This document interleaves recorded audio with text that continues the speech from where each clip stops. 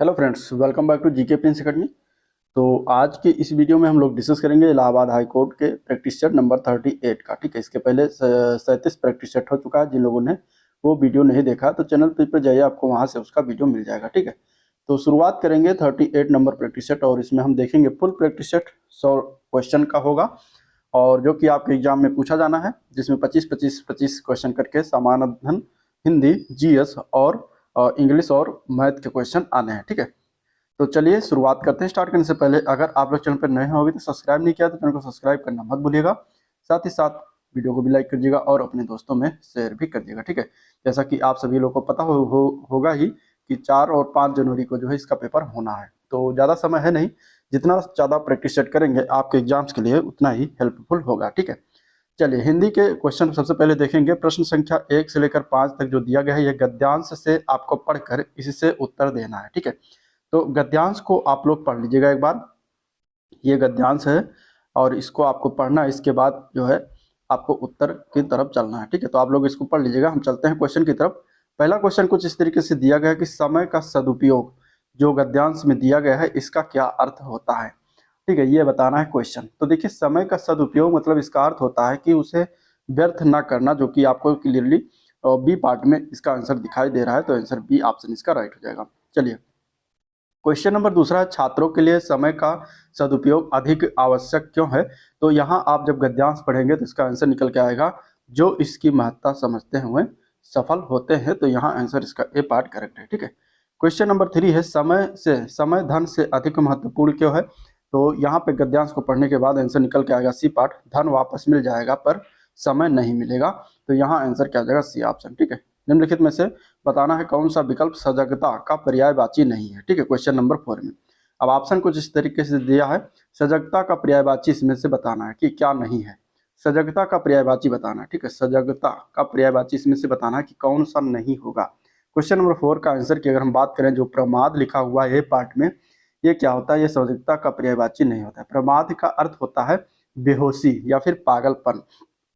बाकी इसमें से सतर्कता, चौकन्नापन, होशियारी, ये सभी क्या है, सतर्कता के क्या है, पर्यायवाची है। ठीक है, चलिए इस अनुच्छेद का सबसे उपयुक्त शीर्षक बताना है। जो अभी गद्यांश जो दिया गया है इसको पढ़ेंगे तो आपको इसका उपयुक्त शीर्षक निकल के आएगा, बी पार्ट, छात्र जीवन और समय। आंसर बी ऑप्शन इसका राइट है। ठीक, अब हम बात करेंगे इलाहाबाद हाई कोर्ट एग्जाम्स के बेस्ट बुक के बारे में, जो कि चक्षु प्रकाशन की है।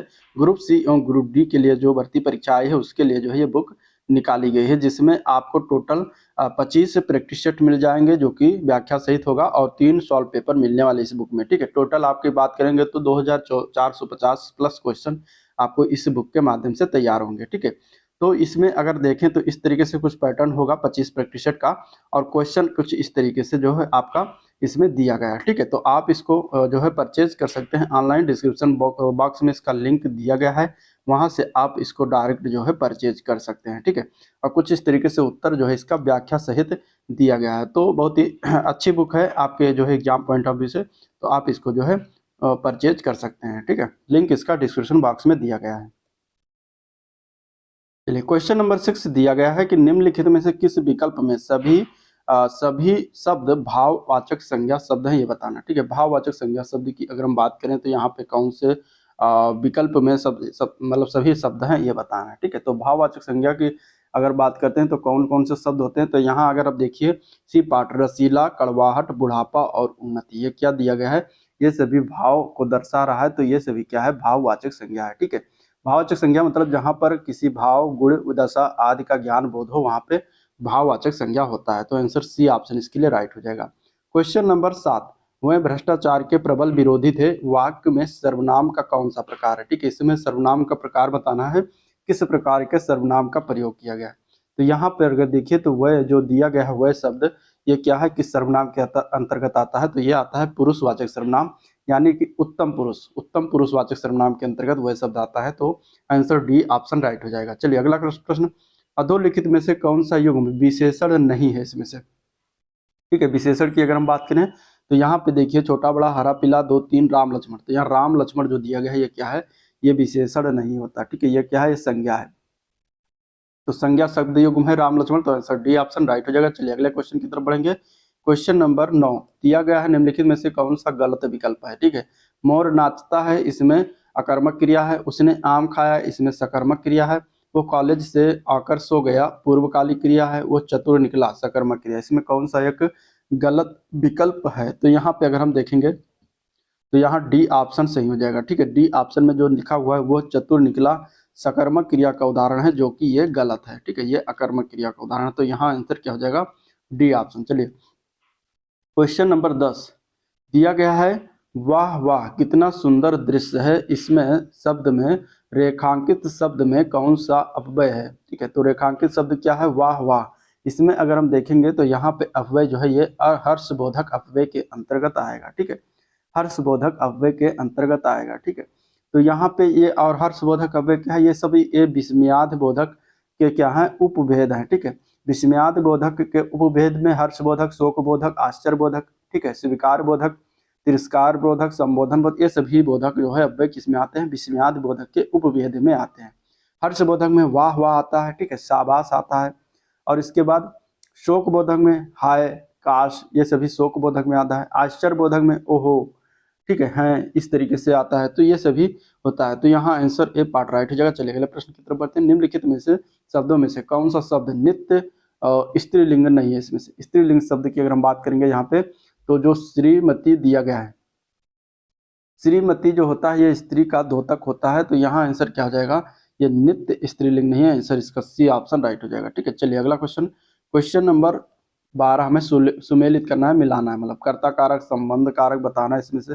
तो कर्ता कारक का क्या होता है? कर्ता ने, कर्ता का क्या होता है? ने होता है। ठीक है, संबंध कारक का क्या होता है? संबंध कारक का की के होता है। तो यहाँ पे ये इसका हो जाएगा, ये इसका हो जाएगा। अगला हम देखते हैं क्वेश्चन नंबर 12 में, तो यहाँ पे दिया गया है अधिकरण कारक। ठीक है, अधिकरण कारक का क्या होता है? अधिकरण का कारक का होता है में अथवा पर। ठीक है, तो में पर हो जाएगा। और कर्म कारक का होता है को। तो यहाँ पे इसका मिलान हो जाएगा। ठीक है, इस प्रकार आंसर इसमें डी ऑप्शन राइट हो जाएगा। चलिए अगले प्रश्न की तरफ बढ़ेंगे। जब पानी बरसता है तब बाढ़ आती है, इसमें जब पानी बरसता है किस प्रकार का उपवाक्य है ये बताना है। ठीक है, तो देखिए इसमें अगर हम देखेंगे तो ये जो है जब पानी बरसता है, तो ये हमारा क्रिया विशेषण उपवाक्य हो जाएगा। आंसर इसका ए ऑप्शन राइट हो जाएगा। ठीक है, चलिए क्वेश्चन नंबर 14 दिए गए शब्दों में से शुद्ध वर्तनी का चयन करना। इसमें से कौन सा शुद्ध वर्तनी लिखा हुआ है? तो यहाँ पे अगर हम देखेंगे तो हंस वाहिनी की अगर हम बात करें तो डी पार्ट में सही रूप से लिखा हुआ है। तो आंसर इसका डी ऑप्शन राइट है। चलिए अगले प्रश्न की तरफ बढ़ते हैं। क्वेश्चन नंबर 15 निम्नलिखित विकल्प में से सभी शब्द सा उपसर्ग से निर्मित है, इनमें से कौन सा वो विकल्प है? तो यहाँ अगर देखेंगे सदय, सकाम, सौकाश, सजीव, तो ये सभी क्या है? स उपसर्ग से जो है निर्मित शब्द हैं। तो आंसर इसका ए पार्ट करेक्ट हो जाएगा। ठीक है, स उपसर्ग का होता है अर्थ क्या होता है? साथ। चलिए क्वेश्चन नंबर 16 महा उर्म का संधि रूप क्या होगा? ठीक है, महा प्लस उर्म का संधि रूप अगर बनाएंगे तो ये हो जाता है महोर्म, जो कि दिया गया है डी ऑप्शन में। ठीक है, आंसर क्या हो जाएगा? D option. चलिए अगले प्रश्न की तरफ बढ़ते हैं। निम्नलिखित में से कौन सा युग्म सही नहीं है? इसमें से नील कमल का कर्मधारय समास होता है, आजीवन तत्पुरुष समास होता है, चौराहा द्विगु समास होता है, यथाशक्ति अव्यय भाव समास होता है। इसमें से कौन सा एक गलत वो जो है ऑप्शन दिया गया है? तो यहाँ पे अगर हम देखें तो नील कमल में कौन सा समास होता है? तो कर्मधारय समास होता है, जो कि सही है। आजीवन में तत्पुरुष समास लिखा है, जो कि गलत है। ठीक है, आजीवन में होता है अव्ययी भाव समास। आप प्रत्यय लगा हुआ तो आजीवन में अव्ययी भाव समास होता है। चौराहा में द्विगु समास होता है, सही है। यथाशक्ति में अव्ययी भाव समास होता है, ये भी सही है। तो गलत वाला कौन सा ऑप्शन हो जाएगा? बी पार्ट हो जाएगा। बी ऑप्शन आपका सही हो जाएगा। ठीक है, चलिए क्वेश्चन नंबर 18 गेहूं शब्द का तत्सम रूप क्या होता है? गेहूं शब्द का तत्सम रूप होता है क्या होता है? इसमें से गोधूम होता है, जो कि ए पार्ट में दिया गया है। ठीक है, तो यहाँ आंसर ए पार्ट राइट हो जाएगा। क्वेश्चन नंबर 19 पयोध, सिंधु, बारिश किसके पर्यायवाची शब्द हैं? पयोध, सिंधु, बारिश जो होते हैं ये सभी समुद्र के पर्यायवाची होते हैं। तो आंसर बी ऑप्शन राइट हो जाएगा। ठीक है, मेघ के पर्यायवाची जलचर होता है। ठीक है, और बादल होता है, धराधर है, जगजीवन, ऐसे भी मेघ का पर्यायवाची। नदी के पर्यायवाची में देखेंगे तो सरिता, तरिणी, लहरी, ठीक है, अपगा, तरंगवती, ये सभी होता है। गंगा का पर्यायवाची क्या क्या होता है? तो देवसर, त्रिपथगा, मंदाकिनी, देवनंदी, ये सभी होता है। ठीक है, चलिए क्वेश्चन नंबर 20 निम्नलिखित में से कौन सा विकल्प शब्द और उनके विलोम शब्द की जोड़ी सही नहीं है? ठीक है, गलत वाली हमें जोड़ी बताना है। इस तरीके से आपको ऑप्शन में मिल जाएगा। राग का विलोम क्या होता है, विराग होता है, दिया गया है। व्यष्टि का विलोम समष्टि होता है, दिया गया है। और बच्चा का जवान, उत्तम का अधम। यहाँ पे अगर हम देखेंगे तो कौन सी जोड़ी गलत है, तो गलत वाली जोड़ी जो है वो सी पार्ट हो जाएगा। ठीक है, बच्चा का विलोम बूढ़ा होगा, न कि जवान। तो आंसर सी ऑप्शन राइट है। चलिए क्वेश्चन नंबर 21। पैसे से मनुष्य की जीवन जीने की इच्छा बलवती होती है। रेखांकित वाक्यांश के लिए एक शब्द क्या होगा।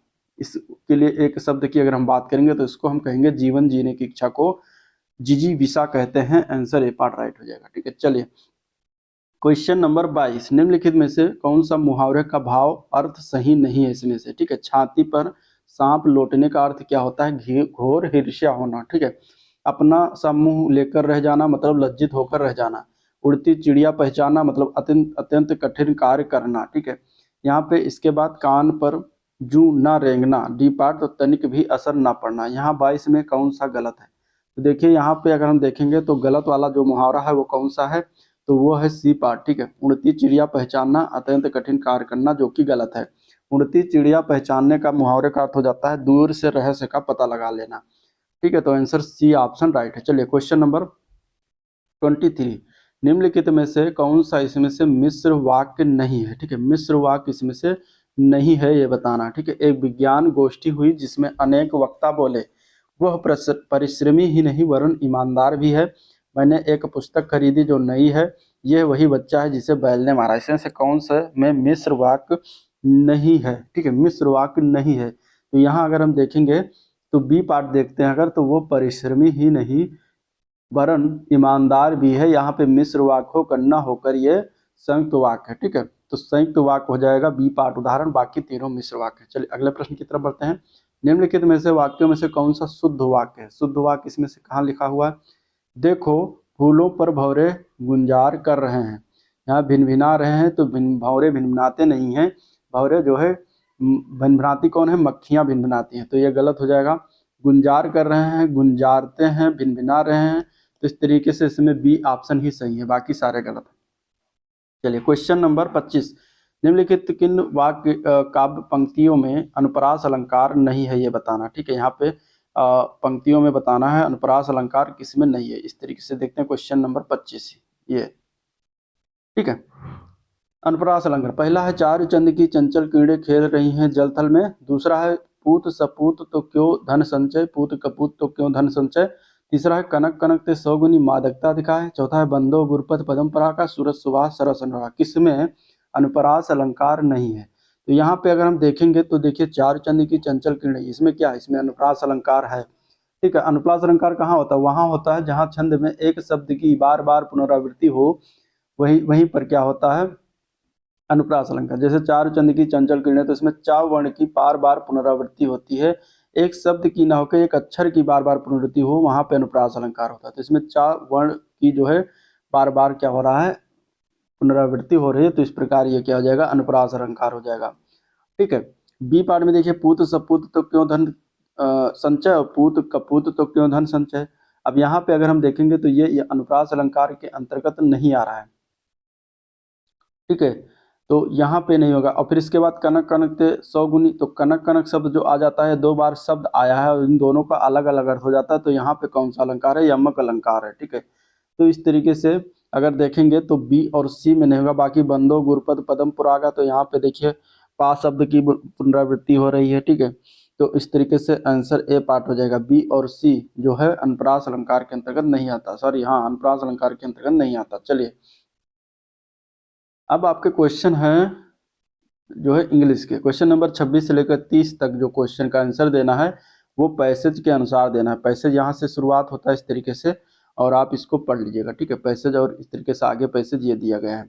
ठीक है, तो ये पैसेज आपको पढ़ना है, फिर इसके बाद क्वेश्चन की तरफ चलना है। ठीक है, पॉज करके वीडियो को पढ़ लीजिएगा। ये हो गया पैसेज। अब देखिए पैसेज से क्वेश्चन पहला दिया गया कि what is ironic about our pride in our scientist, मतलब कि हमारे सर्वश्रेष्ठ वैज्ञानिकों का क्या होता है। ठीक है, यहाँ पे बताना है प्राइड क्या होता है, हमारे सर्वश्रेष्ठ वैज्ञानिकों का प्राइड क्या होता है। तो यहाँ पे मतलब हमारे सर्वश्रेष्ठ वैज्ञानिकों का जो है क्या विडंबना, ये बताना। ठीक है, आवर प्राइड, हमारे गर्व में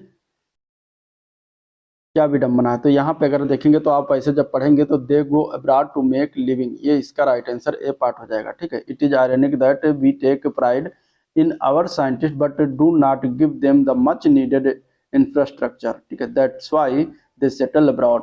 तो यहाँ आंसर इसका ए ऑप्शन राइट हो जाएगा।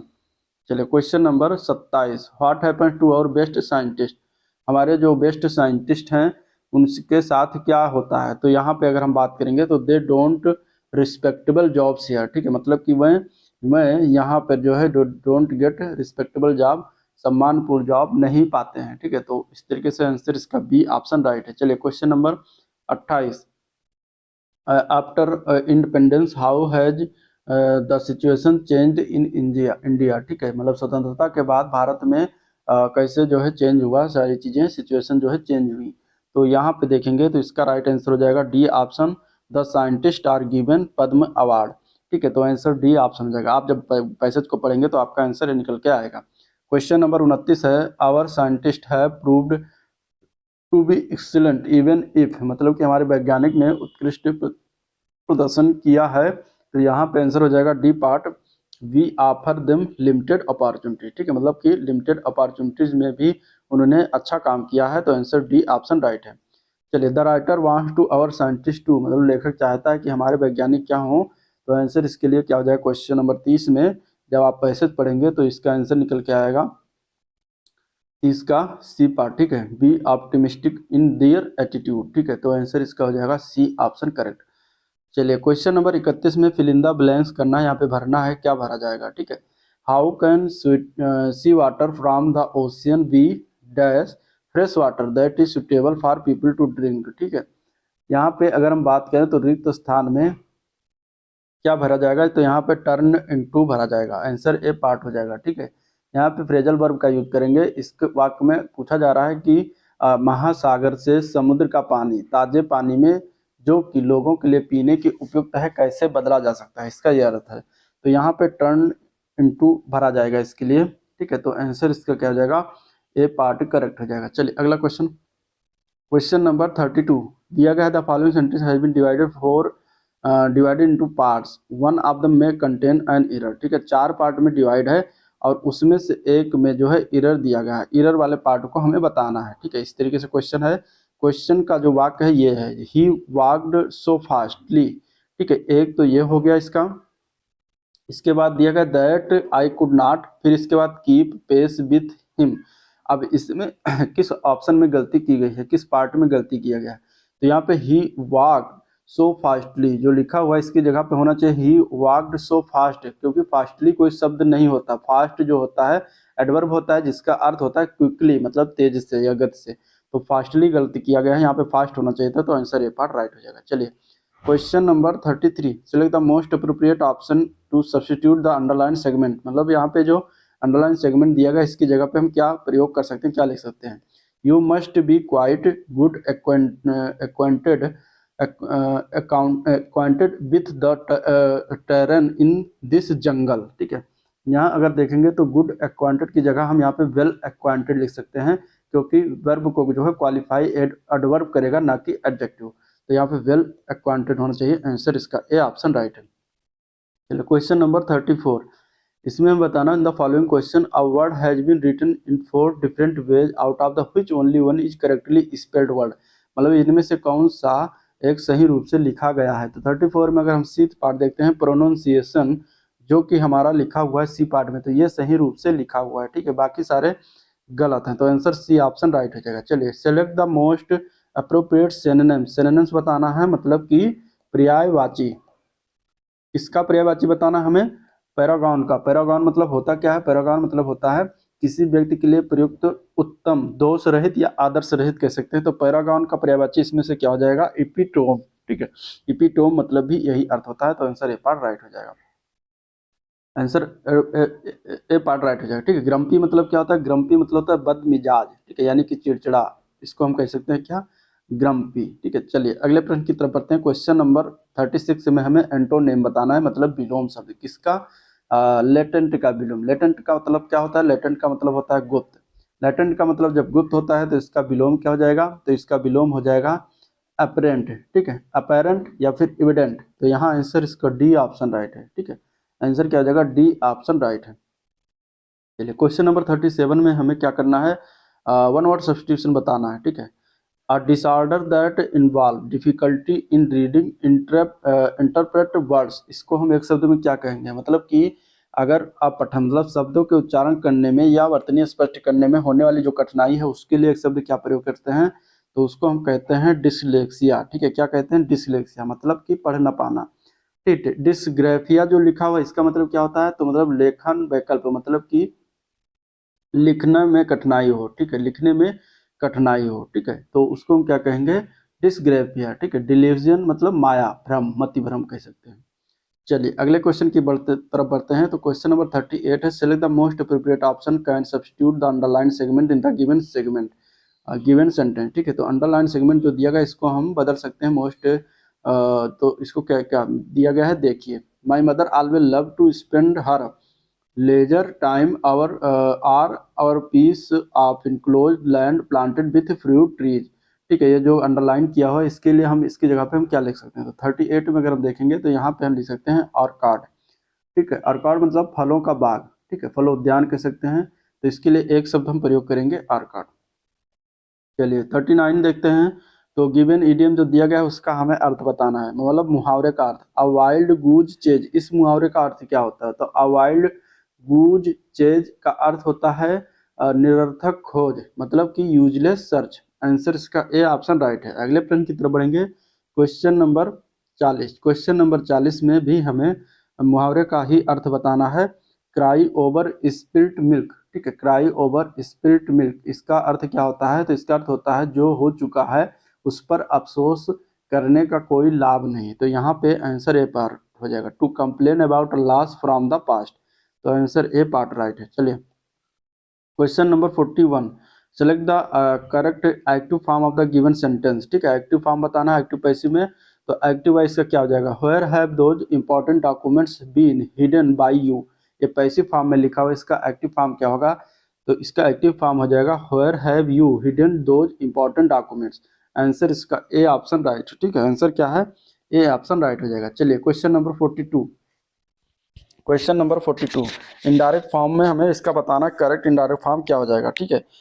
Who is it, question mark, इसके बाद दिया गया विक्रम आस्क्ड और हिज यूफोरिया फेडिंग, ठीक है, Vikram asked his euphoria fading.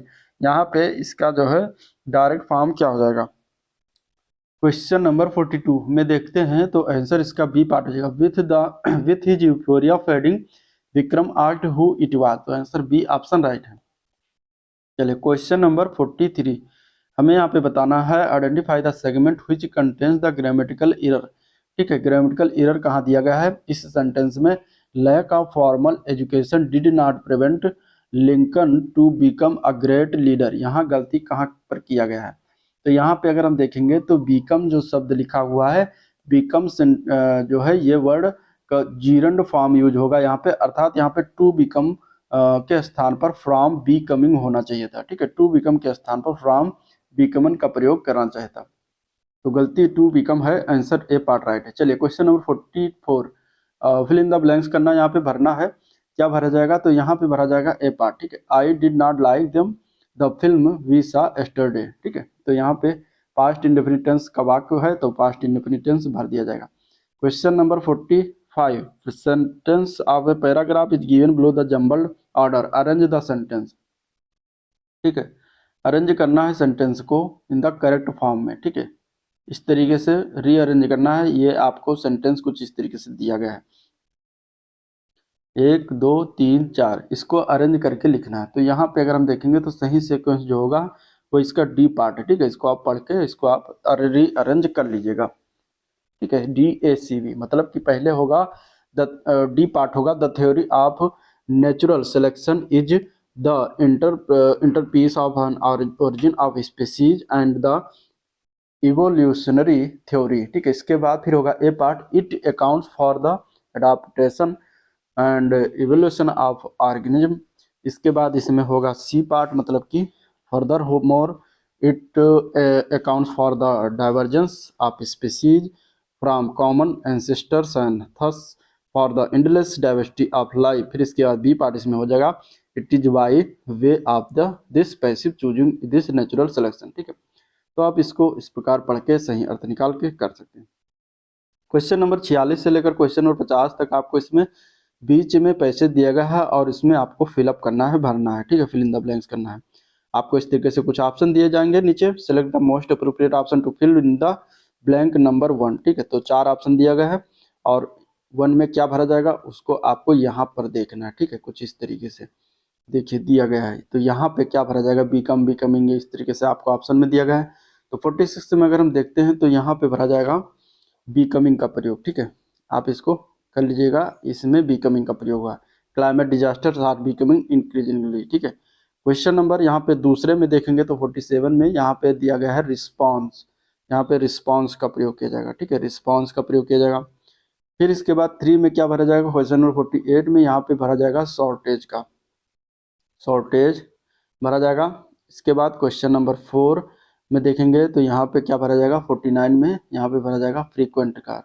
ठीक है, फ्रीक्वेंट भरा जाएगा, इसका प्रयोग, फ्रीक्वेंट का अर्थ होता है प्रायः घटित होने वाला। ठीक है, और यहाँ पे by taking a 5 approach to disaster management, तो 5 में भरा जाएगा प्रोएक्टिव। ठीक है, प्रोएक्टिव का अर्थ होता है घटनाओं की सक्रियता को स्वयं आरंभ करने वाला। ठीक है, तो यहाँ पे हो जाएगा प्रोएक्टिव।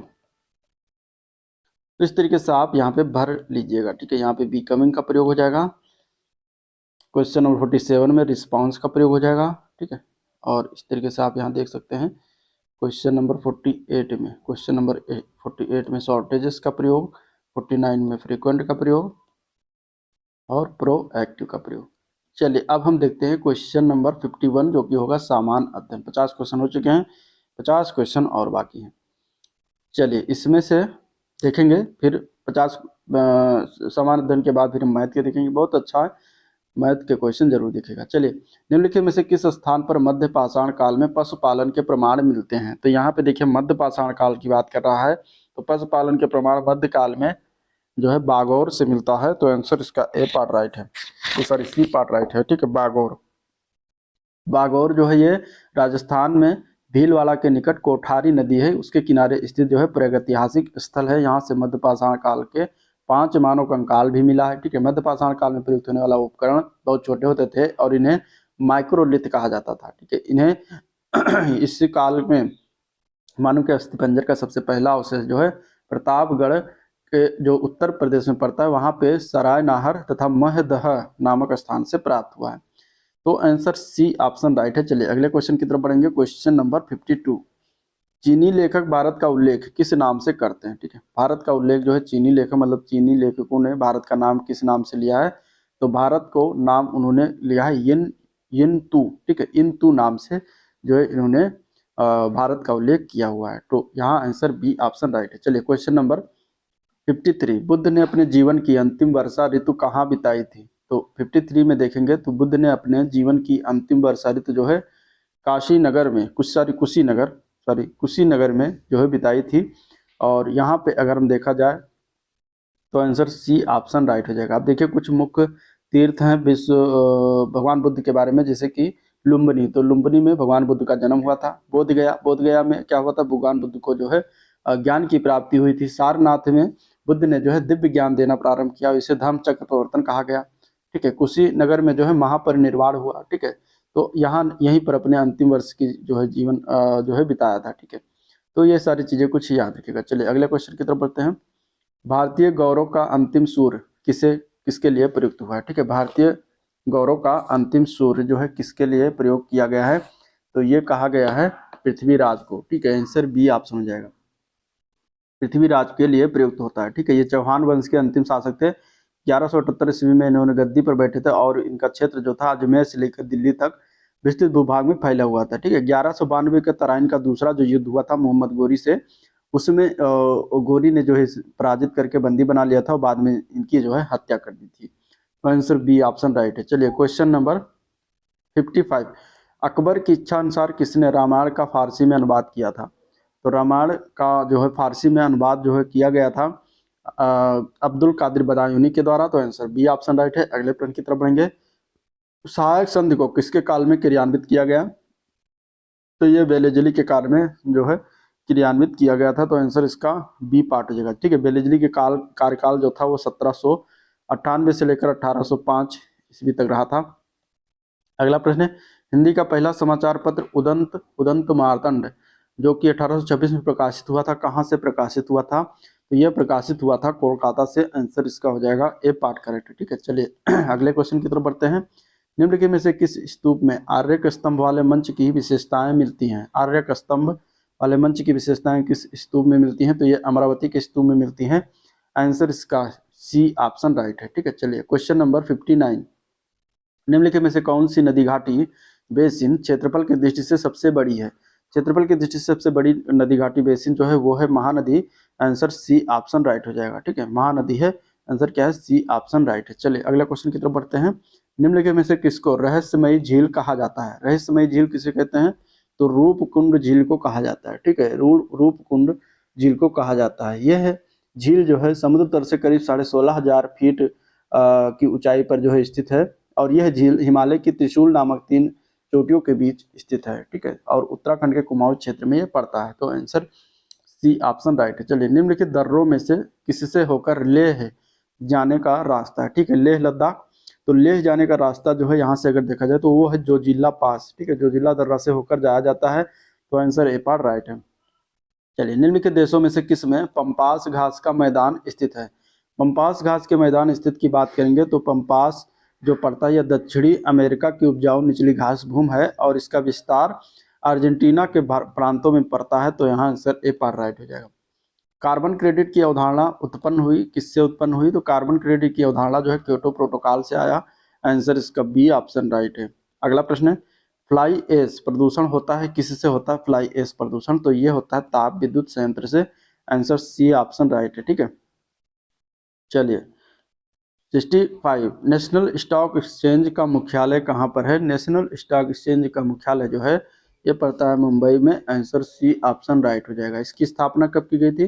तो 1992 में इसकी स्थापना किया गया था। ठीक है, तो यहाँ आंसर सी ऑप्शन राइट है। चलिए क्वेश्चन नंबर 66, केंद्रीय जीएसटी कानून को भारत के राष्ट्रपति ने कब सहमति प्रदान की है? तो यहाँ पे आंसर हो जाएगा डी पार्ट, 12 अप्रैल 2017 को जो है सहमति प्रदान किया है। तो आंसर डी ऑप्शन राइट हो जाएगा।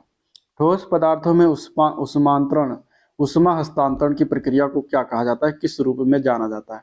तो यहाँ आंसर क्या हो जाएगा? ठोस पदार्थों में जो होता है उसको हम चालन के रूप में जानते हैं।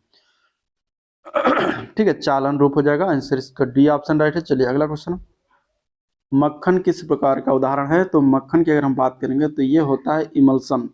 इमल्सन मतलब कि पायस। यहाँ पे आंसर सी ऑप्शन राइट हो जाएगा। ठीक है, पायस के उदाहरण के अंतर्गत आता है। आंसर सी ऑप्शन सही है।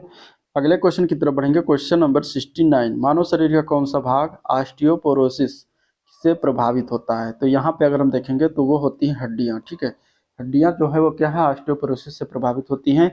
तो हड्डियाँ प्रभावित होती हैं, इसमें क्या होता है? हड्डियाँ कमजोर हो जाती हैं। ठीक है, क्वेश्चन नंबर 69 हो गया। अब देखते हैं क्वेश्चन नंबर 70, दिया गया लाल रक्त कोशिका यानी आरबीसी के किस अंग में बनता है? ठीक है, आरबीसी जो है शरीर के किस अंग में बनता है?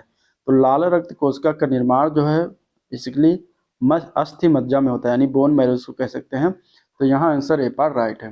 निम्नलिखित में से कौन सा संबंध परक डेटा बेस है इसमें से? तो यहाँ पे अगर देखा जाए तो माई एक्सक्यूएल जो है विश्व की दूसरी सबसे बड़ी व्यापक रूप से प्रयोग किए जाने वाली डेटाबेस संबंध तकनीक है। तो यहाँ आंसर ए पार्ट इसके लिए राइट है।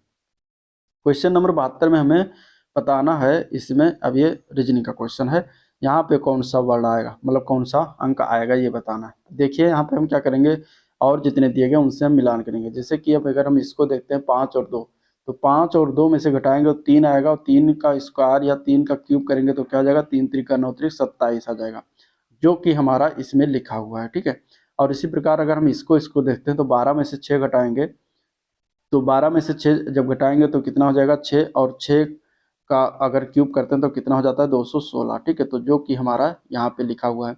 इसी प्रकार हम 10 में से 7 करेंगे तो 3, 3 का क्यूब तो 27। इसी प्रकार हम 8 में से 3 करेंगे तो 5, और 5 का क्यूब कितना हो जाएगा? 5 यहाँ 25, 5 से 125।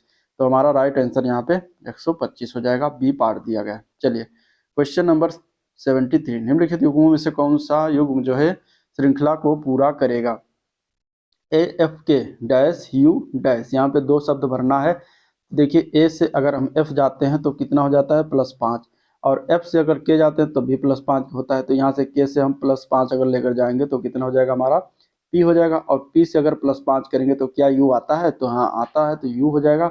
इसके बाद फिर इसमें भी +5 करेंगे तो यू +5 मतलब जेड हो जाएगा। तो इस तरीके से हम क्या भरेंगे पी और जेड आपका आंसर हो जाएगा, डी ऑप्शन राइट है।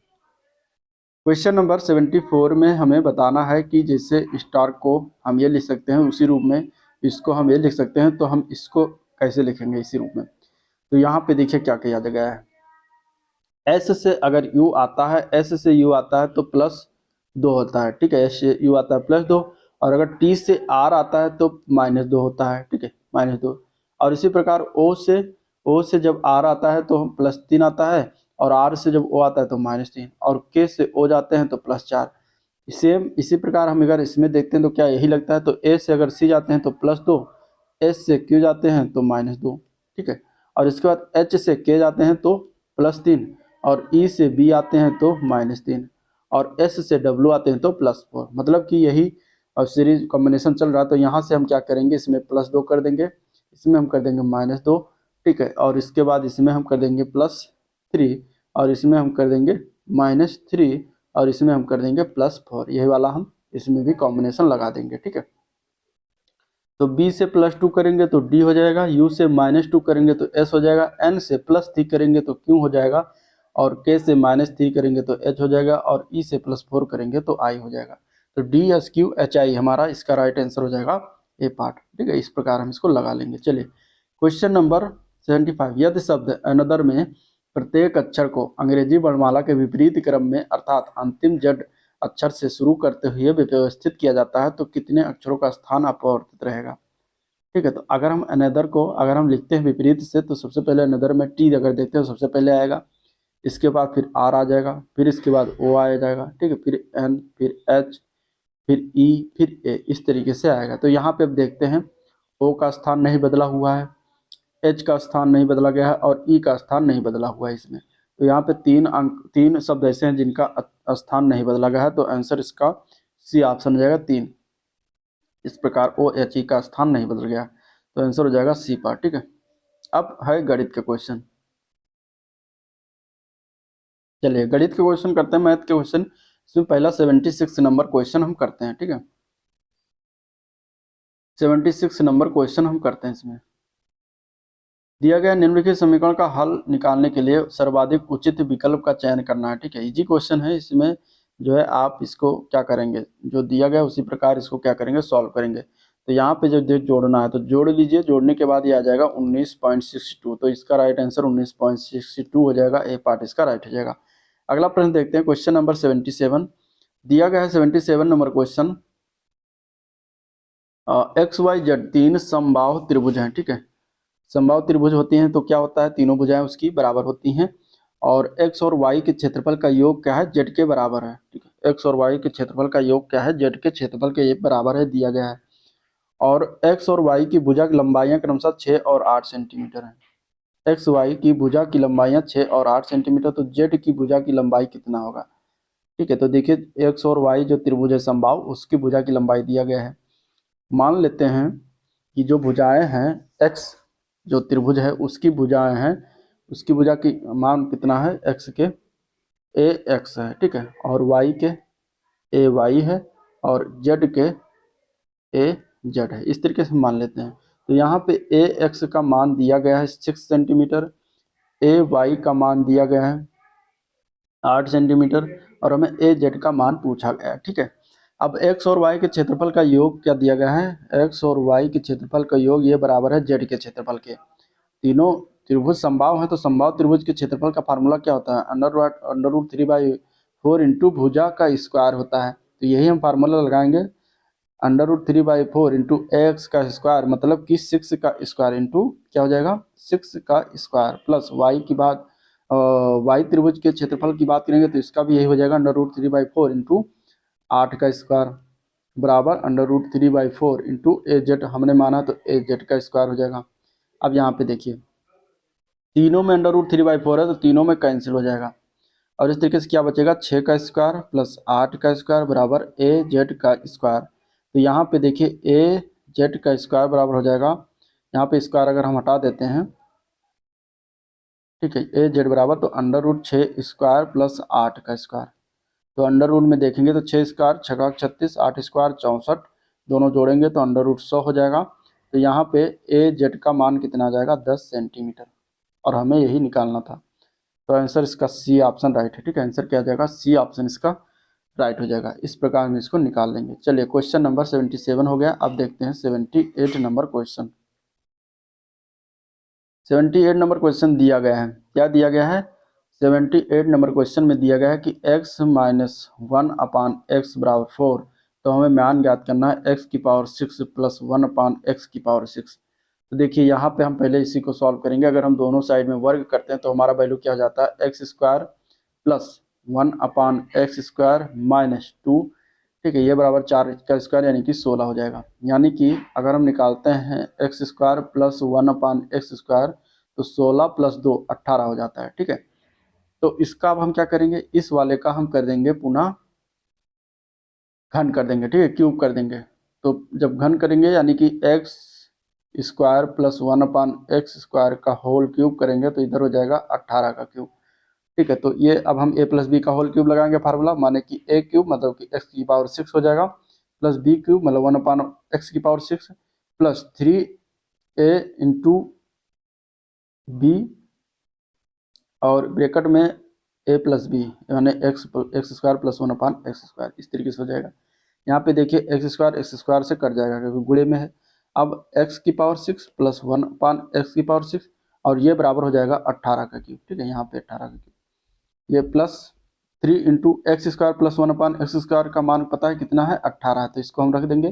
तो 3 गुणे 18 मतलब कि 3 गुणे 18 बराबर 18 का क्यूब कितना होता है, 18 का क्यूब होता है 5832। ठीक है, यहाँ पे x की पावर 6 प्लस 1/x की पावर 6 और प्लस 18 3 54, 54 उधर जाएगा तो माइनस हो जाएगा, तो बराबर हो जाएगा 5832 माइनस 54। ठीक है, तो इस प्रकार इसको जब हम घटाएंगे 5832 में तो हमारा बचेगा 5778, और x की पावर 6 अपान 1/x की पावर 6, ये हमारा यही राइट आंसर हो जाएगा, यही पूछा गया था। ठीक है, तो 5778 आंसर सी ऑप्शन इसका राइट है।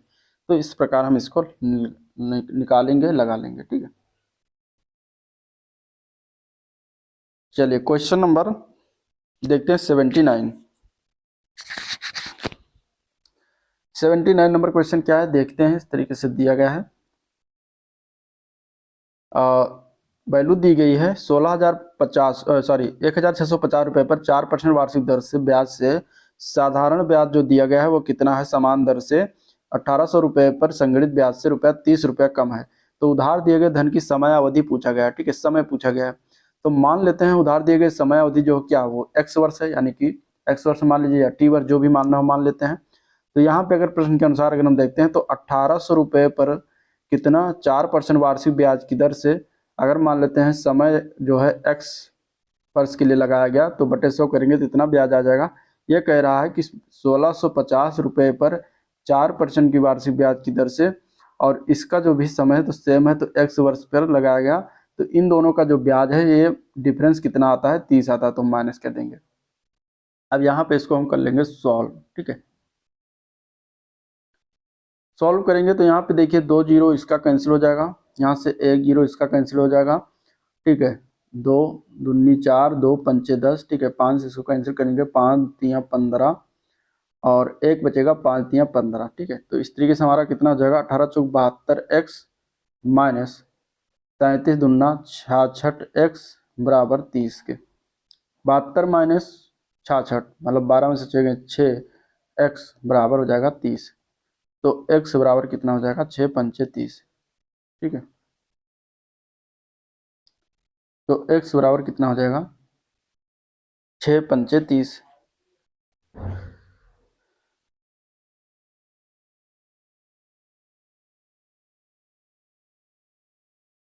तो हमारा जो आ जाएगा वो 5 वर्ष आ जाएगा। ठीक है, 5 वर्ष इसका राइट आंसर हो जाएगा।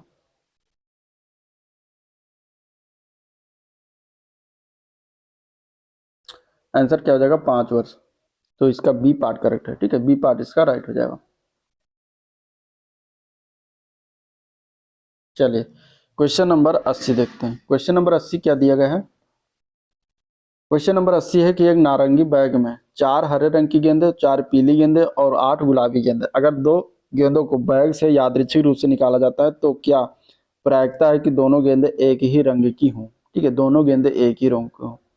अब देखिए दो गेंद के एक ही रंग की होने की जो प्रायिकता होती है वो किस प्रकार होती है। तो यहाँ पे देखिए 4 हरी गेंदें हैं, ठीक है, 4 हरी गेंदें तो 4C2 मतलब 4C2, 2 गेंद निकाला जाता तो C2 हो जाएगा, ठीक है।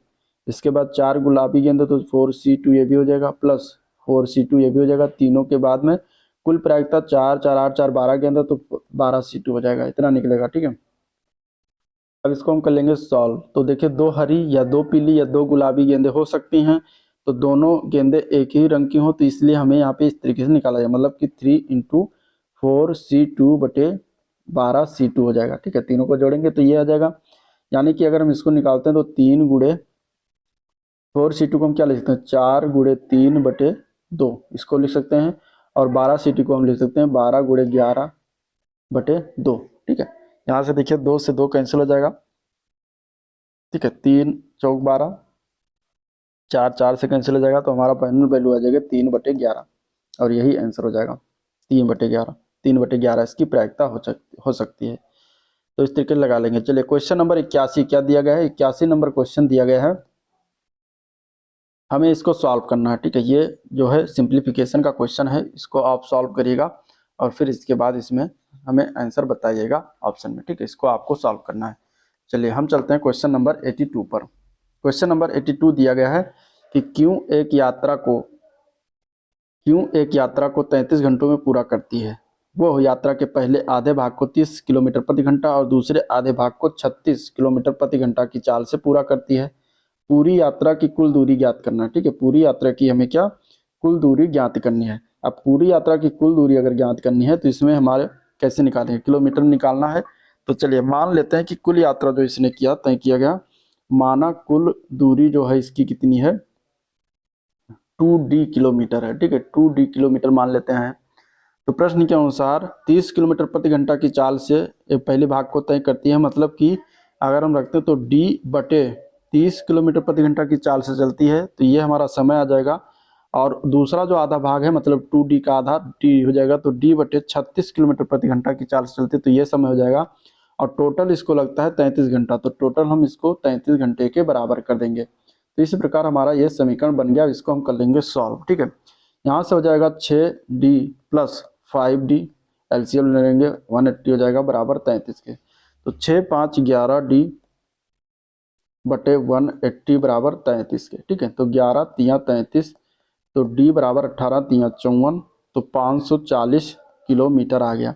हमें ज्ञात क्या करना है, कुल दूरी। तो कुल दूरी हमने माना है 2D, तो ये D बराबर 540 आया, तो 540 गुणे 2 करेंगे, 2 चौके 8 5 दूनी 10, यानी कि 1080 किलोमीटर इसका राइट आंसर हो जाएगा, ठीक है। 1080 किलोमीटर इसका राइट आंसर हो जाएगा। तो डी पार्ट इस प्रकार राइट आंसर है, तो इस प्रकार लगाएंगे। चलिए क्वेश्चन नंबर 83 देखते हैं। क्वेश्चन नंबर 83 क्या दिया गया है। 83 नंबर क्वेश्चन दिया गया है कि यदि एक रेलगाड़ी x से y तक 176 किलोमीटर प्रति घंटा की चाल से चलती है और 300 मिनट देरी से पहुंचती है, यदि यदि 187 किलोमीटर प्रति घंटा की चाल से चले और 300 मीटर जल्दी पहुंच जाती है, तो x और y के बीच की दूरी ज्ञात करना है, ठीक है। तो यहाँ पे क्या है, हम मान लेते हैं x और y के बीच की दूरी जो है वो कितना है, d किलोमीटर है। अब कह रहा है कि d बटे जो है 176 किलोमीटर प्रति घंटा की चाल से चलती है, ठीक है। तो 176 ये समय हो गया, और एक चलती है 187 किलो प्रति घंटा की चाल से 187, ठीक है। तो ये समय हो गया। अब ये क्या कह रहा है कि तो अगर ये जो समय चलती है ये 300 मिनट देरी से पहुंचती है, और जब 187 से चलती है तो 300 मिनट जल्दी पहुंच जाती है। मतलब कि हम इन दोनों को हम क्या करेंगे, जोड़ देंगे, ठीक है। तो ये हो जाएगा 300/60, इसको घंटे में बदल लेंगे तो बटे 60 से, और प्लस 300/60 कर देंगे, और ये बराबर कर देंगे, तो ये प्लस कर देंगे, तो ये दोनों के बराबर हो जाएगा, ठीक है। नहीं सॉरी, यहाँ पे माइनस करेंगे क्योंकि एक्स और वाई के बीच की दूरी ज्ञात करना है, तो यहाँ पे हो जाएगा माइनस। तो इस प्रकार ये हो गया। अब इसको कर लीजिए सॉल्व। यहाँ पे हम लेंगे एलसीएम। एलसीएम इसका हो जाएगा 2992, 176 और 187 का एलसीएम है 2992। यहाँ पे जाएगा 17D माइनस 16D बराबर के हो जाएगा 10। ठीक है, यहाँ से कैंसिल करिएगा, 6 पंचे 30, 6 पंचे 30, 5 5 5 5 प्लस 10 हो जाएगा 17D माइनस 16D मतलब D बटा 2992 गुणे 10, तो D बराबर 2992 इंटू 0 हो जाएगा। तो इस प्रकार इसका आंसर हो जाएगा 29,920 किलोमीटर। तो आंसर इसका बी ऑप्शन राइट है। तो इस प्रकार हम इसको लगा लेंगे। ठीक है, क्वेश्चन नंबर 83 का बी पार्ट करेक्ट है। चलिए क्वेश्चन नंबर 84 देखते हैं। 84 नंबर क्वेश्चन क्या दिया गया है 84 नंबर क्वेश्चन दिया गया है कि यदि संख्या 48327 स्टार 8 ये क्या है डिवाइड है 11 से, तो लुप्त संख्या में ये ज्ञात करना है। तो देखिए यहाँ पे क्या होता है, 11 का विभाज्यता का नियम है कि यदि संख्या के विषम और सम स्थानों के अंकों का योग अंतर 0 या 11 से विभाज्य हो तो वो संख्या पूरी की पूरी किससे होगी, 11 से विभाजित होगी। तो हम यहाँ पर क्या करेंगे, इनके हम सम और विषम को जोड़ेंगे, मतलब 4 + 3 + 7 + 8 एक और जोड़ेंगे, और 8 + 2 + स्टार एक तरफ रखेंगे और इसको माइनस करेंगे। तो 4 3 7 और 7 14 और 8 4 12 22 माइनस हो जाएगा 8 2 10, 8 2 10 प्लस स्टार। ठीक है, इस तरीके से हो जाएगा, यानी कि 22 माइनस 10 माइनस स्टार, इस तरीके से हो जाएगा। 22 में से 10 जाएगा 12 माइनस स्टार। तो अब देखिए यहाँ पे हम क्या करेंगे, अब या तो इसका मान 0 अगर रख देते हैं तो ये हमारी पूरी संख्या 12 आ जाएगी जो कि 11 से विभाजित नहीं होगी, और अगर हम इस स्टार का मान अगर हम 1 रख देते हैं तो 12 माइनस 1 बराबर 11 हो जाएगी जो कि 11 से विभाजित हो जाएगी। तो सबसे मिनिमम संख्या हमारी क्या हो जाएगी स्टार की, 1 हो जाएगी। तो यहाँ पे हम 1 रखेंगे, आंसर इसका बी ऑप्शन राइट हो जाएगा। ठीक है, हमें 0 या 11 के गुणज के रूप में लाना रहता है। तो इस तरीके से हो जाएगा। क्वेश्चन नंबर 85 देखते हैं। क्वेश्चन नंबर 85 क्या है, यदि x की आय y की आय से 10% अधिक है और y की आय z की आय से 20% कम है तो x और y और z की अनुपातिक आय क्या होगी ये बताना है। ठीक है, तो यहाँ पे देखिए हम मान लेते हैं कि z की आय इसमें क्या है 100 रुपये है, तो z की आय से 20% कम है किसकी, y की आय, तो y की आय कितनी हो जाएगी 80 रुपये। ठीक है, 20% कम 100 में से 80, और इसके बाद अब कह रहा है कि y की आय से 10% अधिक है किसकी, x की आय, तो x बराबर क्या हो जाएगा, तो 80 से 10% अधिक है, तो मतलब कि 80 का 10% अगर हम निकालते हैं तो कितना हो जाता है 8 रुपये। तो 8 रुपये मतलब कि 80 और 8 10% अधिक है, तो 80 और 8 88, तो x हो जाएगा हमारा 88। ठीक है, तो इस प्रकार अब इनका हमें निकालना है अनुपातिक आय, तो x 88 अनुपात y 80 अनुपात z का मान 100, तो ये हमारा अनुपातिक आय निकल आएगा। यहाँ से इसको सॉल्व कर लीजिएगा। अगर हम 11 4 से काटते हैं, 4 दूनी 8, 4 दूनी 8, 4 दूनी 8 20 और 25 चौका 100, तो इस तरीके से हमारा जो अनुपातिक आय आएगा 22 अनुपात 20 अनुपात 25, तो यही हमारा राइट आंसर हो जाएगा 22 अनुपात 20 अनुपात 25, जो कि सी पार्ट में दिया गया था, यही हमें निकालना था। आंसर सी ऑप्शन इसका राइट है। चलिए क्वेश्चन नंबर 85 हो गया। अब 86 नंबर क्वेश्चन देखते हैं। 86 नंबर क्वेश्चन है कि यदि 3 व्यक्ति ABC क्रमशः 7 अनुपात 8 अनुपात 4 के अनुपात में निवेश करके एक साझेदारी में प्रवेश करते हैं, और यदि 1 वर्ष बाद A 5,800 अधिक निवेश करता है और B 4,600 निकालता है, अब निवेश का अनुपात 8 अनुपात 5 अनुपात 6 हो जाता है, तो A ने आरंभ में लगभग कितना रुपए निवेश किया था ये बताना है। ठीक है, 86 में सॉरी, चले तो यहाँ पे हम मान लेते हैं कि A, B और C के द्वारा जो निवेश किया गया क्रमशः 7x रुपये, 8x रुपये और 4x रुपये हैं। ठीक है, जो है 7 अनुपात 8 अनुपात 4 है, तो इसको हम x के टर्म में रुपए में मान लेंगे। तो यहाँ पे क्या हो जाएगा, प्रश्न के अनुसार कह रहा है कि A ने 1 वर्ष बाद 5,800 रुपये और निवेश किया, अधिक लगा दिया, तो मतलब कि 7x पहले निवेश था, इसमें इसने 5,800 रुपये और लगा दिए। फिर कह रहा है कि B ने 4,600 रुपये निकाल लिए, मतलब कि B का है 8x, तो 8x में से इसने 4,600 रुपये निकाल लिए। ठीक है, तो अब इनका अनुपात जो हो जाता है दोनों का 8:5 हो जाता है। 8:5:6 मतलब 8:5 हो जाता है। तो इस प्रकार 8/5 कर लेंगे। ठीक है, तो हम इसको अब कर लेंगे सॉल्व। पक्षांतर गुणा करेंगे तो यहाँ पे क्या हो जाएगा, 7×5 35x प्लस 5800 गुणे 5, तो ये हो जाएगा 29,000 बराबर ये हो जाएगा 8×64x माइनस 4,600 गुणे 8 करेंगे तो 36,800 हो जाएगा। ये हमारी वैल्यू आ जाएगी। इसको कर लीजिए सॉल्व पक्षांतर करके, तो ये हो जाएगा 64x माइनस 35x बराबर हमारा हो जाएगा 29,000 प्लस 36,800। यहाँ पे 64 माइनस 35 करेंगे तो हमारा हो जाएगा 29x, और इन दोनों को जोड़ देंगे तो हमारा हो जाएगा 65,800। तो x बराबर हो जाएगा 65,800 बटे 29। 29 से डिवाइड करिएगा तो x बराबर हमारा मान आ जाएगा कितना। इसको ऐसे रखते हैं। अब आरंभ में a का जो निवेश था वो हम देख लेते हैं। ठीक है, क्योंकि x का मान आ गया तो a का निवेश जो था वो था 7x, तो मतलब कि 7 गुणे 65,800 बटे 29 कर देंगे। ठीक है, अब इसको कर लीजिएगा सॉल्व। तो यहाँ पे जब सॉल्व करिएगा तो ये आपका वैल्यू आ जाएगा 15,882.75 रुपये। ठीक है, तो इस प्रकार इसका ए का निवेश आरंभ में 15,882.75 था। आंसर सी ऑप्शन राइट है। चलिए इस तरीके लगाएंगे। क्वेश्चन नंबर अब देखते हैं 87। ठीक है, क्वेश्चन नंबर 87 देखते हैं। 87 नंबर क्वेश्चन है कि आकाश और बाबू ने 4:7 के अनुपात में कुछ राशि निवेश करके एक साझेदारी व्यवसाय शुरू किया। 6 महीने के बाद बाबू की बराबर की राशि देकर चरण उनके साथ जुड़ गया। 1 वर्ष के बाद आकाश, बाबू और चरण के बीच लाभ को किस अनुपात में वितरित किया जाना चाहिए। तो यहाँ पे देखिए जो लाभ का अनुपात होता है, लाभ का अनुपात बराबर क्या होता है, निवेश का अनुपात इंटू समय। ठीक है, ये होता है।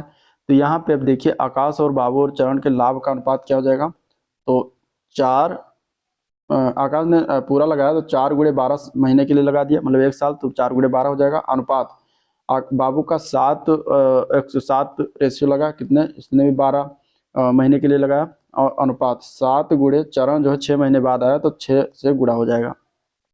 तो इस प्रकार इनका जो अनुपात आ जाएगा लाभ का, तो इस तरीके से हम यहाँ से निकाल सकते हैं। यहाँ से 6 दूनी 12, 6 दूनी 12। ठीक है, 6 से कैंसिल हो जाएगा अभी, तो हो जाएगा 7 दूनी 14। ठीक है, सॉरी 4 दूनी 8, 7 दूनी 14 और 7। तो इस प्रकार हमारा जो वैल्यू हो जाएगा 8:14:7। ठीक है, 8:14:7, जो कि क्या हो जाएगा, इनके लाभ का अनुपात हो जाएगा। तो यहाँ पे 8:14:7 बी पार्ट इसका करेक्ट, बी पार्ट करेक्ट है। ठीक है, चलिए क्वेश्चन नंबर 88। क्वेश्चन नंबर 88 क्या दिया गया है कि जब एक भूखंड यानी प्लाट को 25,675 रुपये में बेचा जाता है तो मालिक को 21% की हानि होती है, और 21% लाभ प्राप्त करने के लिए उस भूखंड को किस मूल्य पर बेचा जाना चाहिए। ठीक है, तो यहाँ पे देखिए 21% की लाभ होती है, सॉरी 21% की हानि होती है। तो देखिए इस तरीके से क्वेश्चन में क्या करेंगे, 21% की जब हानि होती है तो मतलब कि 21/100, यानी कि 100 रुपये की चीज़ है तो उसको हम कितने में, 79 रुपये में बेचते हैं। तो ये एसपी हो जाएगा, एससीपी मतलब कि कॉस्ट प्राइस यानी कि क्रय मूल्य, और ये विक्रय मूल्य हो जाएगा। इसके बाद कह रहा है कि 21% की क्या होती है, फिर लाभ होता है, यानी कि 21/100, यानी कि अगर 100 रुपये का सामान है तो 121 में बेचता है। अब हमारा जो दिया गया है 79 रेशियो के, वो बराबर दिया गया है 25,675 रुपये के। तो यहाँ से एक रेशियो की वैल्यू निकालेंगे तो 25,675 बटे 79 हो जाएगा। ठीक है, जो कि ये हमारा इस तरीके से आ जाएगा। अब हमें ज्ञात करना है कि लाभ प्राप्त करने किस रूप में बेचा, मतलब 121 रुपये में उसको बेचेंगे, 121 रेशियो निकालेंगे तो 121 रेशियो बराबर कितना हो जाएगा, 25,675 बटे 79 गुणे 121। ठीक है, अब इसको कर लीजिएगा सॉल्व। यहाँ से अगर गुणा भाग जोड़ घटाव करेंगे आप तो आपकी वैल्यू आ जाएगी 29,325 रुपये। तो उसको कितने में, 39,325 रुपये, 39,325 रुपये में अगर उसको बेचेंगे तो आपको 21% का क्या होगा, लाभ होगा। तो आंसर इसका डी ऑप्शन राइट हो जाएगा। तो इस प्रकार हम इसको लगा लेंगे। चलिए अगले क्वेश्चन की तरफ बढ़ते हैं। Question number 89। 89 नंबर क्वेश्चन है कि एक वस्तु 1970 रुपये में बेचने से जो हानि हुई वो उसी वस्तु को 2377 में बेचकर प्राप्त होने वाले लाभ का 85%, तो उस वस्तु का क्रय मूल्य ज्ञात करिए, क्या होगा। देखिए यहाँ पे क्रय मूल्य ज्ञात करना, तो मान लेते हैं क्रय मूल्य उसका कितना है, x रुपये है, ठीक है, x रुपये उसका क्रय मूल्य है। तो प्रश्न के अनुसार x रुपये में खरीदा गया और 2970 रुपये में बेचा गया, तो हमारा ये हान हो गया, ठीक है, हान बता रहा है तो x माइनस 1970 कर देंगे।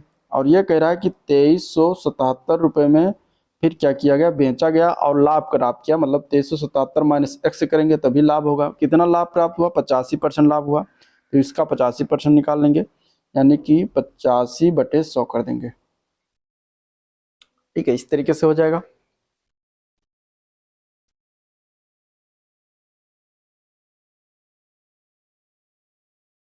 अब क्या करेंगे, इसको सॉल्व करेंगे, सॉल्व करते हैं। यहाँ पे सॉल्व करने के बाद क्या करेंगे, थोड़ा 85/100 को और सिंप्लीफाई कर लेंगे, तो हमारा जो हो जाएगा वो क्या हो जाएगा आंसर। अगर हम इसको 5 से डिवाइड करते हैं तो 5 17 बार जाएगा, 5 20 बार जाएगा, तो 17/20 आ जाएगा, ठीक है। अब इसको हम कर लेंगे गुणा, तो यहाँ से 20 इधर गुणा होगा, तो 20x माइनस 1970 गुणे 20 यानी कि 39,400 गुणा करिएगा, बराबर ये 17 गुणे 2377 हो जाएगा, यानी कि 40,409 हो जाएगा, माइनस 17x हो जाएगा, ठीक है।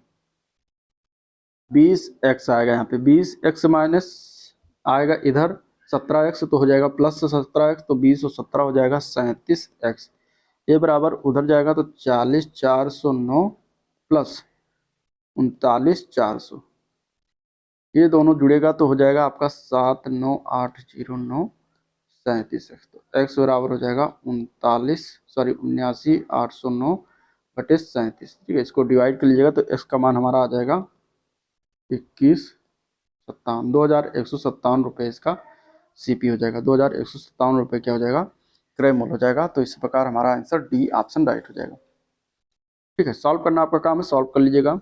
चलिए क्वेश्चन नंबर 90 नंबर क्वेश्चन देखते हैं। क्वेश्चन नंबर 90 नंबर क्वेश्चन क्या है, दिया गया है कि ओ वृत्त वाले केंद्र ओ वाले एक वृत्त के लघु वृत्तखंड के AB एक जीवा है, ठीक है। तो लघु चाप जो AB पर A और B के मध्य का बिंदु क्या है, C है। तो A और B पर खींची गई वृत्त की स्पर्श रेखाएं जो बिंदु D पर मिलती हैं, तो यदि कोण ACB का मान 116 डिग्री है तो कोण ADB का माप कितना होगा। अब देखिए इसको थोड़ा पहले चित्र बनाते हैं, कैसे बना जाएगा। पहले तो कह रहा है कि एक वृत्त बनाना है, ठीक है, तो वृत्त बना लेते हैं। इस तरीके से वृत्त हो गया, जिसका ये कह रहा है कि ये क्या है, O केंद्र है, ठीक है, केंद्र O हो जाएगा। इसकी एक जीवा है, एक जीवा है, इस प्रकार इसकी एक जीवा हो गई, ठीक है, जो कि है AB। अब जो AB इसकी चाप है, ठीक है, AB इसकी क्या, लघु चाप एक। अब A से अगर इधर जाएंगे तो ये दीर्घ चाप हो जाएगा, A से इधर आएंगे तो ये लघु चाप हो जाएगा, ठीक है। तो AB इसकी चाप है, इसका क्या है, मध्य बिंदु, इसका मध्य बिंदु मान लेते हैं ये है, और ये क्या है, C है, ठीक है, कह रहा है C है। अब कह रहा है कि कोण ACB बराबर कितना है, 116 डिग्री। मतलब कि अगर हम इसको मिलाते हैं इससे और इसको मिलाते हैं इससे, तो इन दोनों के बीच जो कोण है ये कितना है, 116 डिग्री, 116 डिग्री ये कोण है। और इसके बारे में बता रहा है कि AB पर खींची गई स्पर्श रेखाएं, वृत्त की स्पर्श रेखाएं बिंदु D पर मिलती हैं। मतलब कि A बिंदु से अगर खींचते हैं हम एक स्पर्श रेखा कुछ इस तरीके से जाता है, और B बिंदु से कुछ इस तरीके से स्पर्श रेखा जाती है, तो ये दोनों मिलती हैं, वो बिंदु D है, इस प्रकार। तो हमें इसमें क्या करना है कि कोण ADB का मान, मतलब इस वाले कोण का हमें मान बताना है, ठीक है, इस वाले कोण का हमें मान बताना है कि क्या होगा। अब देखिए इसमें जो इसका प्रमेय होता है कि त्रिभुज कोण ABC, कोण ACB, इसमें मान दिया गया है कोण ACB का मान 116 डिग्री है, हमें निकालना है कोण ADB का मान। तो क्या हो जाएगा, अब चित्र से आप समझ गए होंगे। तो यहाँ पे जब वृत्त की स्पर्श रेखाएं होती हैं, उसके मिलाने वाले जो बिंदु होते हैं, इस पर जो बना कोण होता है, अगर थीटा होती है तो वृत्त की चाप पर बना कोण जो होता है वो कितना होता है, 90 प्लस थीटा बाई 2 होता है। ठीक है, ये होता है। तो इस प्रकार अगर हम देखेंगे कि कोण ए डी बी बराबर थीटा डिग्री हो जाता है ये, तो यहाँ पे अगर हम वैल्यू रखेंगे तो 90 प्लस थीटा बाई 2 बराबर ये किसके बराबर हो जाएगा, 160 डिग्री के। ठीक है, 116 डिग्री के। यहाँ पे हम पक्षांतर करेंगे तो थीटा बाई 2 बराबर हो जाएगा 116 माइनस 90, थीटा बाई 2 बराबर हो जाएगा 26। ठीक है, तो थीटा बराबर हो जाएगा 26 गुणे 2 मतलब 52 डिग्री के। तो इस प्रकार हमारा आंसर जो होगा वो 52 डिग्री आ जाएगा। ठीक है, तो यहाँ पे हम ऐसे निकालेंगे। अब ये आपको समझना है कि स्पर्श रेखाओं से अगर पूछा जाता है कि ये कोण कितना हो जाएगा, अगर ये कोण दिया है तो हम ये वाला फार्मूला लगाएंगे यहाँ पे। ठीक है, चलिए क्वेश्चन नंबर अगला देखते हैं। 91 नंबर क्वेश्चन क्या है, ए तथा बी की मासिक आय में 4:3 का अनुपात है। दोनों में से प्रत्येक 600 रुपये बचाता है। ठीक है, यदि उनके द्वारा व्यय किए गए अनुपात 3:2 है। ठीक है, ये हो गया आय, ये क्या है, आय का अनुपात, और ये हो गया व्यय, आय और ये हो गया व्यय। अब क्या है, व्यय का अनुपात 3:2 है, तो उनकी मासिक आय अनुपात देखिए, जो चार कमाता है, 3 खर्च करता है, तो वे बचत कितना करेगा, बचत कितना हो जाएगा, 1 रेशियो की बचत, ये भी 1 रेशियो की बचत है। तो यहाँ पे 1 रेशियो की बचत जो है प्रत्येक कितना 600 रुपये बचाता है। ठीक है, प्रत्येक 600, तो 1 रुपये का बचत 600 की हो जाएगा। तो इस प्रकार हमें पूछा गया है कि बी की मासिक आय क्या होगी, तो बी की मासिक जो आय का रेशियो अनुपात है वो 3 है, तो 3 रेशियो बराबर कितना हो जाएगा, तो 6 गुणे 3, तो बराबर ये 1800 रुपये के हो जाएगा। ठीक है, तो 1800 रुपये इसका हो जाएगा आंसर, इसका जो है क्या हो जाएगा 1800 रुपये। तो यहाँ पे सी आंसर इसका करेक्ट है। ठीक है, चलिए क्वेश्चन नंबर 92 नंबर क्वेश्चन है कि 800 रुपये को 10% की चक्रवृद्धि ब्याज की दर पर निवेश किया जाता है, तो 2 वर्ष में अर्जित ब्याज की राशि कितनी होगी। 2 वर्ष में अर्जित ब्याज की राशि पूछा गया है। 10% चक्रवृद्धि ब्याज है, मतलब कि 1/100, 10/100 करेंगे तो 1/10 आता है, और इसी 10 को हम मानते हैं मूलधन, 10 का स्क्वायर 2 वर्ष के, तो 10 का स्क्वायर मान लेंगे, ये हो जाएगा हमारा पी। तो इस पर 1/10 का चक्रवृद्धि ब्याज लगता है, तो यहाँ पे हो जाएगा इसका 10 रुपये आ जाता है। दूसरे साल भी 1/10 लगेगा तो 10 रुपये आ जाता है, और इस 10 पर 1/10 लगेगा क्योंकि चक्रवृद्धि ब्याज है, तो 1 रुपये आ जाता है। ठीक है, तो यानी कि टोटल जो हमारा कंपाउंड इंटरेस्ट चक्रवृद्धि ब्याज होगा 10 + 10 + 1, यानी 10 10 20 1 21 रेशियो हो जाता है। हमने 100 रुपये क्या माना है, 100 रेशियो मूलधन माना है, जो कि 800 के बराबर है, तो 1 रेशियो हो जाएगा 8 के, तो 21 रेशियो बराबर कितना हो जाएगा, तो 8 × 21 मतलब कि 8 × 8 8 दूनी 16, तो 168 रुपये हमारा फाइनल वैल्यू हो जाएगा। ठीक है, 168 रुपये, तो उसकी चक्रवृद्धि ब्याज कितनी हो जाएगी, 168 रुपये, 168 रुपये हो जाएगा। तो डी पार्ट इसका 92 का सही हो जाएगा। 92 का क्या हो जाएगा, डी पार्ट करेक्ट हो जाएगा। इस प्रकार हम इसको निकाल लेंगे। चलिए क्वेश्चन नंबर अब देखते हैं 93 नंबर क्वेश्चन। 93 नंबर क्वेश्चन है, 93 नंबर क्वेश्चन है कि एक 4.2 सेंटीमीटर आधार त्रिज्या और 8 सेंटीमीटर ऊंचाई वाले बेलन का कुल पृष्ठीय क्षेत्रफल कितना होगा। तो सिंपल है, कुल पृष्ठीय क्षेत्रफल का जो फार्मूला होता है वही हम लगा देंगे। तो क्या होता है फार्मूला होता है 2πr × r + h, ये होता है इसका जो है फार्मूला, पृष्ठीय बेलन का क्या होता है, फार्मूला होता है। ठीक है, तो इसी को हम लगा देंगे सिंपली इसमें। तो यहाँ पे 2πr 2 × 22/7, पाई मतलब करना 2 22/7 गुणे r का मान हो जाएगा 4.2 + 8, इस तरीके से हो जाएगा। ठीक है, अब यहाँ पे क्या करना है, इसको सॉल्व करना है। तो 2 × 22/7 गुणे 4.2, इसको हम लिख सकते हैं 42/10, प्लस ये हो जाएगा 8 4 12.8, 8 4 12.2, तो गुणे ये हो जाएगा 12.2, यानी इसको भी हम लिख सकते हैं 122/10। ठीक है, इस प्रकार अब इसको कर लीजिएगा सॉल्व। यहाँ से 10 ये 0 0 हट जाएगा। सॉल्व करने के बाद इसका आंसर आ जाएगा 322.08 सेंटीमीटर। ठीक, आप इसको सॉल्व करिएगा, आंसर 322.08 हो जाएगा। Answer D option right. चलिए क्वेश्चन नंबर 94 कुछ इस तरीके से दिया गया है और यहाँ पे ये थोड़ा हार्ड लेवल का क्वेश्चन है। अब इस तरीके से आप देखिए, हिस्टोग्राम दिया गया किसी कक्षा के मैथ की परीक्षा में छात्रों के अंकों को प्रदर्शित करता है। कुल छात्रों की संख्या 350 है, परीक्षा का पूर्णांक 200 है। तो ग्राफ का अध्ययन करने के बाद उसके बाद दिए गए प्रश्न का उत्तर देना है यहाँ पे। ठीक है, तो यहाँ पे देना, देखिए अब प्रश्न का उत्तर इस तरीके से देना है। ये हो गया अंक, ये हो गया छात्रों की संख्या। जिन छात्रों के अंक 100 से कम है उनकी कुल संख्या 120 और उससे अधिक अंक प्राप्त करने वाले छात्रों की कुल संख्या से कितने प्रतिशत तक कम है ये बताना है। ठीक है, इस प्रकार कोई क्वेश्चन दिया गया है। तो यहाँ पे हम क्या करेंगे, क्वेश्चन नंबर 94 में 100 अंक से कम अंकों के पाने वाले छात्रों की संख्या कितना हो जाएगा। 100 से कम अंक पाने वाले छात्रों की संख्या कितनी हो जाएगी। देखिए 100 से कम अंक में 10 छात्र हैं, प्लस 18 छात्र हैं, प्लस 32 छात्र हैं, प्लस 45 छात्र हैं। ठीक है, इस तरीके से आप देख सकते हैं। यहाँ पे देखिए 20 से 40, 40 60, 60 से 80, 80 से 100। तो इस प्रकार 45 छात्र जो है वो कितने टोटल इस तरीके से 100 अंक से कम पाए, तो टोटल जोड़ेंगे तो 105 हो जाएंगे। और इसी प्रकार 120 प्लस अंक से अधिक पाने वाले छात्रों की संख्या, तो 120 प्लस अंक से अधिक पाने वाले छात्रों की संख्या यहाँ से 120 से 40 और इस तरीके से यहाँ तक होंगे, यानी कि हो जाएगा 75 प्लस 55 प्लस 40 प्लस 15 माने कि 185। अब इनसे बताना है आवश्यक परसेंटेज, तो परसेंटेज बताना है तो 185 माइनस 105 करेंगे बटा किसमें से बताना है, तो अधिक वाले से बताना है तो 185 से भाग करेंगे, इंटू 100 कर देंगे तो हमारा परसेंटेज निकल आएगा। भाग करिएगा इसको तो कितना आ जाएगा, 5 में से 5 जाएगा 0, 8, 80 बचेगा, 80 बटे 185 गुणे 100। ठीक है, भाग करिएगा तो 43.2% आ जाएगा इसका राइट आंसर। आंसर इसका बी ऑप्शन राइट है। इस प्रकार हम इसको लगा लेंगे। चलिए क्वेश्चन नंबर 95 देखते हैं। 95 कुछ इस तरीके से क्वेश्चन दिया गया है, आप देख सकते हैं।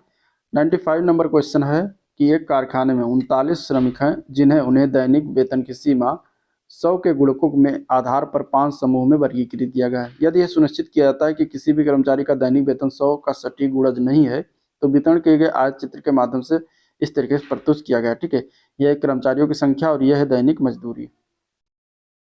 अब यहाँ पे बताना क्या है, यदि 2 प्रबंधक कर्मचारी निगरानी के लिए कार्यरत हैं जिनकी दैनिक मजदूरी 700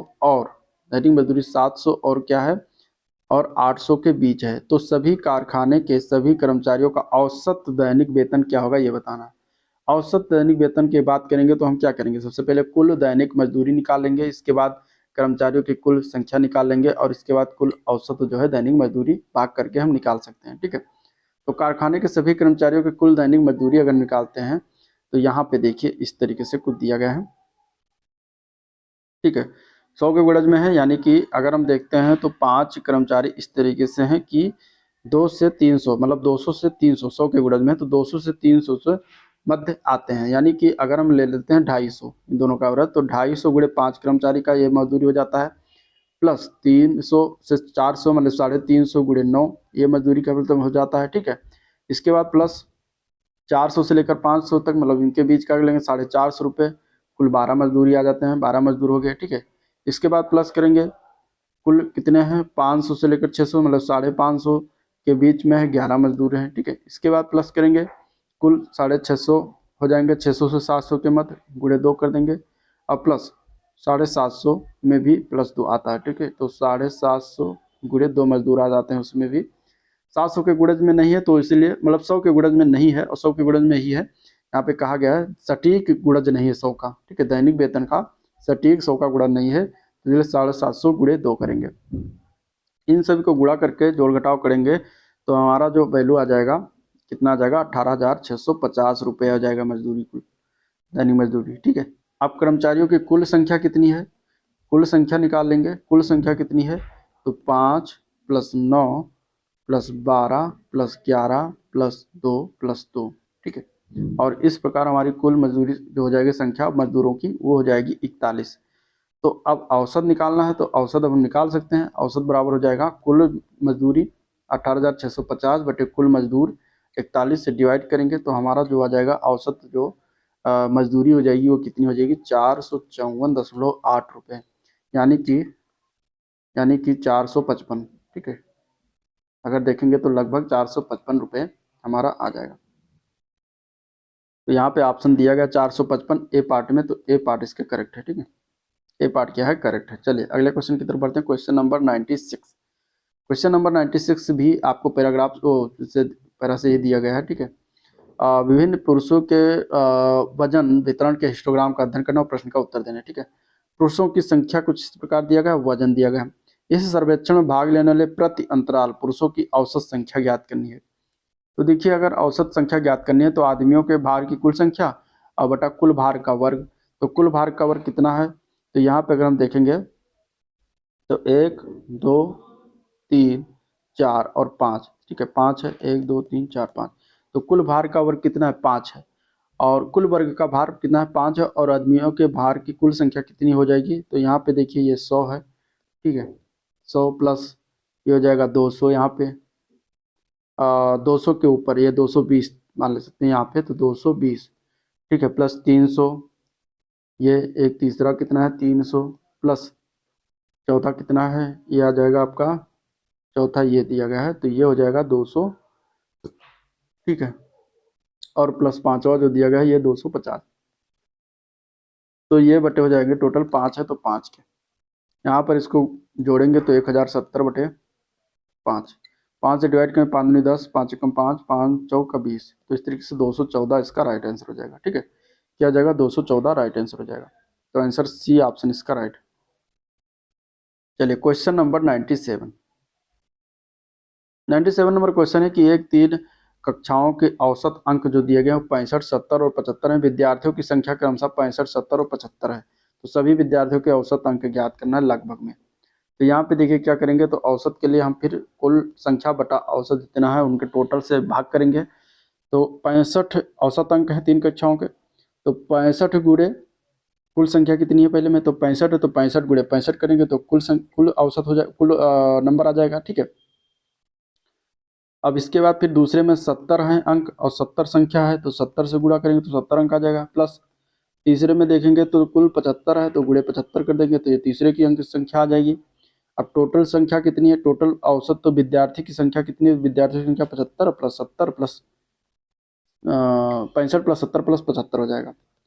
तो इनको हम निकालेंगे तो 65 गुणे 65 हो जाता है, 65 का स्क्वायर 4225, 70 का स्क्वायर 4900, 75 का स्क्वायर 5625। ये बटे हो जाएगा 65, 70 और 75 को गुणे करेंगे तो 210 हो जाएगा। ऊपर जोड़िएगा तो 14,750 बटे 210 हो जाएगा। ठीक है, यहाँ से इसको डिवाइड करिएगा तो आपका आ जाएगा लगभग 70.238। यही आपका आंसर हो जाएगा 70.238। बी पार्ट इसके लिए करेक्ट हो जाएगा। चलिए क्वेश्चन नंबर 98।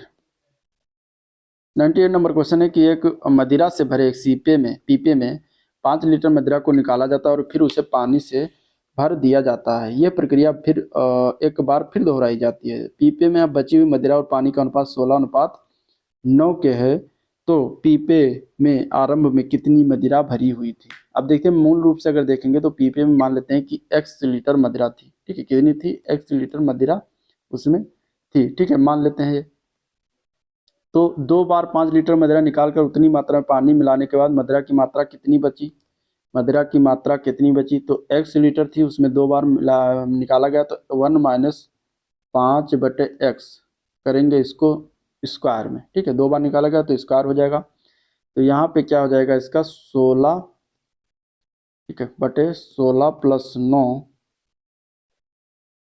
इंटू एक्स बराबर ही हो जाएगा x इंटू 1 माइनस 5 बटे एक्स का स्क्वायर। ठीक है, तो यहाँ से हो जाएगा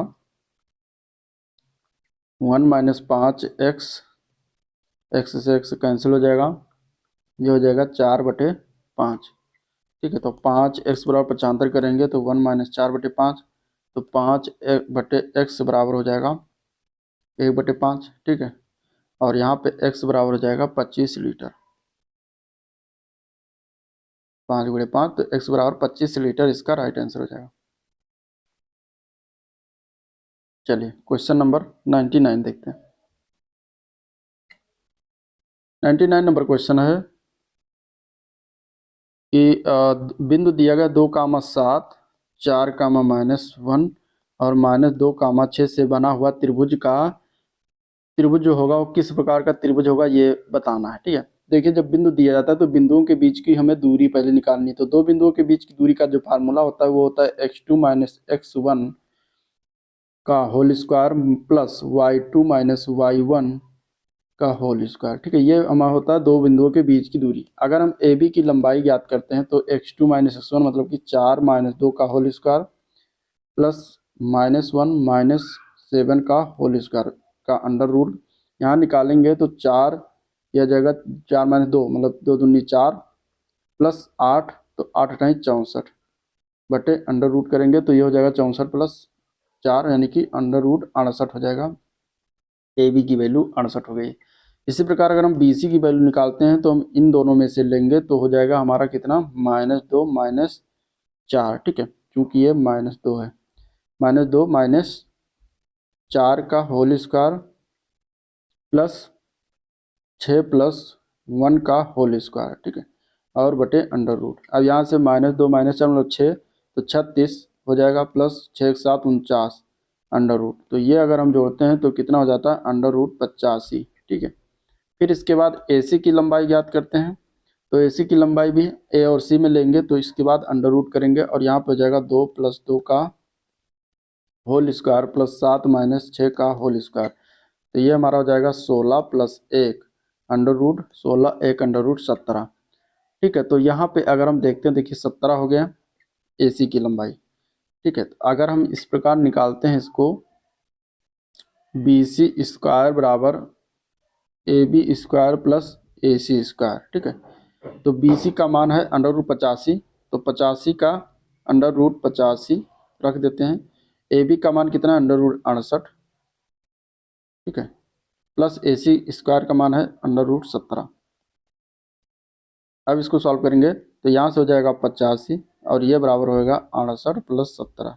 68 + 17 कितना हो जाता है 68 15 6 7 1 8 85। तो 85 बराबर 85 आ जाता है, यानी कि ये हमें पाइथागोरस प्रमेय को फॉलो अप कर रहा है, यानी कि ये समकोण त्रिभुज होगा। ठीक है, इन बिंदुओं से बनी जो त्रिभुज होगा वो क्या होगा, वो समकोण त्रिभुज होगा। तो यहाँ पे आंसर हो जाएगा समकोण त्रिभुज, आंसर बी ऑप्शन राइट हो जाएगा। ठीक है, आंसर क्या है बी ऑप्शन राइट हो जाएगा। तो इस प्रकार 99 क्वेश्चन हो गया। अब देखते हैं 99 के बाद 100 लास्ट क्वेश्चन। दो संख्याओं के वर्गों का योगफल कितना है 146 और उनमें से एक का वर्गमूल अंडर रूट 5 है। तो अन्य संख्या का घन बताना है। तो पहली संख्या जो दिया गया है क्या दिया गया है, पहली संख्या की वैल्यू दिया गया है अंडर रूट 5 का वर्गमूल दिया गया। तो अंडर रूट 5 का स्क्वायर कर देंगे तो हमारी जो पहली संख्या होगी वो 5 हो जाएगी, वर्गमूल दिया गया।